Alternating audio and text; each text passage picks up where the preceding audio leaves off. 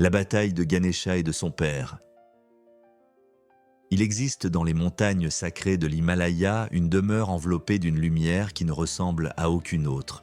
Une lumière chaude et immobile qui glisse sur les pierres et les escaliers comme si elle voulait protéger ses habitants. C'est dans cette demeure que vivait Parvati, la déesse dont la beauté était si profonde que même les lotus se penchaient vers elle. Parvati avait construit pour elle un espace paisible où elle pouvait méditer, se reposer et créer, loin des tumultes du monde. Pourtant, au fond de son cœur, elle ressentait une solitude silencieuse, un désir maternel tellement puissant que son propre souffle semblait vibrer de cet appel. Elle voulait un enfant qui serait né d'elle seule, un enfant qui serait sa création intime, un être façonné par son amour, sa puissance et sa volonté. Un jour, où elle se préparait pour un bain, elle observa la pâte de curcuma qu'elle utilisait pour nettoyer sa peau. Elle sentit une inspiration soudaine, presque divine. Elle prit la pâte entre ses doigts, la modela doucement, façonna un visage, un torse, des bras solides, un ventre arrondi d'enfant bien nourri, puis des jambes courtes et robustes. Ce petit corps prenait vie sous ses mains, avec une tendresse infinie. Lorsqu'elle eut terminé, elle posa une main sur le front de sa création et insuffla dans cette forme une étincelle de sa propre énergie. L'enfant ouvrit les yeux, 2 yeux noirs comme une nuit calme, et regarda Parvati avec un amour immédiat, pur et sans réserve. Il était né de sa volonté, de sa magie et de son cœur. Elle le nomma Ganesha. Parvati serra son enfant contre elle, émue par cette naissance unique, puis lui confia une mission très simple. Elle lui demanda de garder l'entrée de ses appartements pendant qu'elle se baignait. Elle lui expliqua qu'il ne devait laisser entrer personne, quelles que soient les raisons, même si le visiteur prétendait connaître la maison. L'enfant promit de protéger l'entrée avec toute la loyauté du monde, car il avait été créé pour aimer et servir celle qui lui avait donné la vie. Pendant que Parvati se retirait, Shiva, son époux et le grand dieu de la destruction et du renouveau, revenaient de longues méditations dans les montagnes. Il marchait avec une allure tranquille, entouré de ses compagnons célestes, prêt à retrouver son foyer et sa femme. Lorsqu'il arriva devant la porte, il aperçut ce petit garçon qui se tenait droit, le menton levé et la main posée sur un bâton comme un soldat miniature. Shiva s'approcha avec douceur, persuadé qu'il s'agissait d'un enfant de la forêt, venu jouer près du sanctuaire. Il lui demanda de se pousser et de le laisser entrer. Ganesha, fidèle à la parole donnée, secoua la tête et lui répondit d'une voix ferme qu'aucun étranger ne pouvait franchir cette porte tant que sa mère se reposait. Shiva resta d'abord étonné. Personne n'avait jamais osé l'empêcher d'entrer chez lui. Ses compagnons éclatèrent de rire, amusés par l'audace de ce petit gardien. Shiva tenta d'expliquer calmement qu'il était le maître de cette maison et qu'il n'avait pas à justifier sa présence. Ganesha resta immobile et répéta qu'il ne laisserait passer personne sans la permission de sa mère. L'incompréhension se transforma en tension. Shiva ne connaissait pas cet enfant. Il ignorait tout de sa naissance. Pour lui, Ganesha n'était qu'un intrus insolent qui s'opposait à un dieu. Shiva insista, demanda à nouveau, puis tenta d'avancer malgré la résistance du petit. Ganesha leva alors son bâton, le planta devant lui et repoussa Shiva avec une détermination qui n'avait rien d'enfantin. Les compagnons de Shiva reculèrent face à ce geste qui brisait tout ce qu'ils connaissaient des lois divines. Personne n'avait jamais osé défier Shiva, encore moins un enfant né, on ne savait d'où.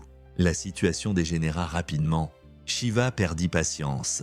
Les esprits célestes qui l'accompagnaient tentèrent de raisonner l'enfant, mais Ganesha resta fidèle à sa promesse. Voyant l'obstination du garçon, Shiva appela ses troupes, persuadé qu'il ne s'agissait pas d'un enfant ordinaire. Les premiers assauts furent dérisoires, car Ganesha, malgré sa petite taille, possédait la force prodigieuse de Parvati qu'il avait façonnée avec toute sa puissance.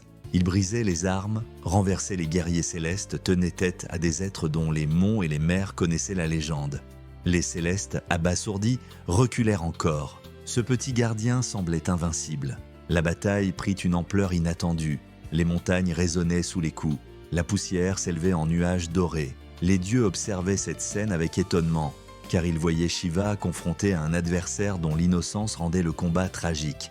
Finalement, voyant ses troupes épuisées, Shiva comprit que seul un acte décisif pourrait mettre fin à cette confrontation. Dans un élan puissant, il leva son trident et lança une attaque qui traversa la défense de Ganesha. Le coup fut fatal. L'enfant s'écroula, son corps inerte frappant la terre dans un silence terrible. À ce moment précis, Parvati sortit de ses appartements.